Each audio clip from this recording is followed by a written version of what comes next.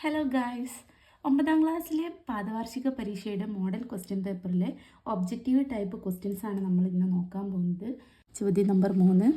The perimeter of a rectangle is 40 centimeters and one side is 10 centimeter longer than the other. Which equation below denotes this information? ചോദ്യം: ചുറ്റളവ് 40 centimetre ആയ ചതുരത്തിൻ്റെ ഒരു വശം മറ്റേ വശത്തേക്കാൾ 10 centimetre കൂടുതലാണ്. ഈ വിവരം സൂചിപ്പിക്കുന്ന സമവാക്യം ചുവടെ കൊടുത്തവയിൽ ഏതാണ്? ചോദ്യത്തിൽ തന്നിരിക്കുന്നത് ചുറ്റളവ്, അതായത് പെരിമീറ്റർ 40 സെൻറ്റിമീറ്റർ ആണ് എന്നാണ്.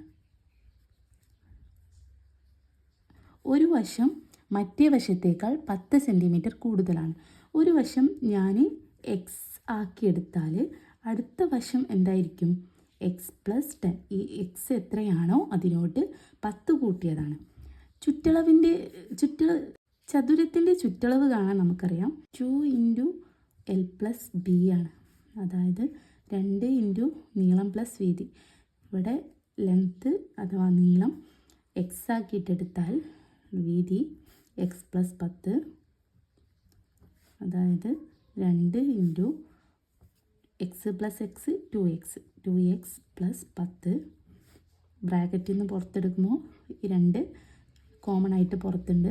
2 × 2 4x, 2 × 10 20. ഇത് എത്രയാണെന്ന് തന്നിട്ടുണ്ട്?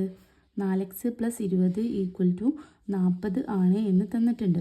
നമുക്ക് ഈ സമവാക്യത്തെ 2 കൊണ്ട് ഹരിച്ച് നോക്കിയാൽ 2x + 20നെ 2 കൊണ്ട് ഹരിച്ചാൽ 10, 40നെ 2 കൊണ്ട് ഹരിക്കുമ്പോൾ =20 എന്ന് കിട്ടും. 2x + 10 = 20 എന്ന് കിട്ടിയത് സി ആണ് കറക്റ്റ് ആൻസർ.